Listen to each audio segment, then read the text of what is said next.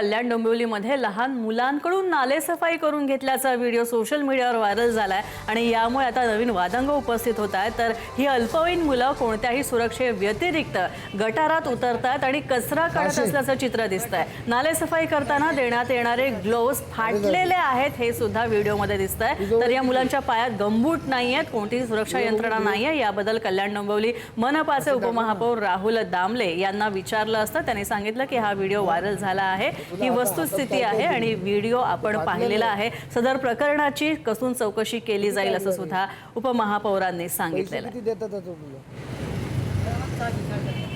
दरवर्षी कल्याण डोंबिवली महानगरपालिकेकडून जे टेंडर्स निघतात, या सगळ्या गोष्टी होतात, त्याच्यात प्रामुख्याने या गोष्टीचा उल्लेख असतो, ज्या कायदेशीर बाबी पाळायला पाहिजे त्या कॉन्ट्रॅक्टरनी पाळायला पाहिजे असतात। पण दरवेळेला आपण बघतो की अशा चुकीच्या गोष्टी कॉन्ट्रॅक्टर लोक हे पैसे वाचवण्यासाठी करत असतात।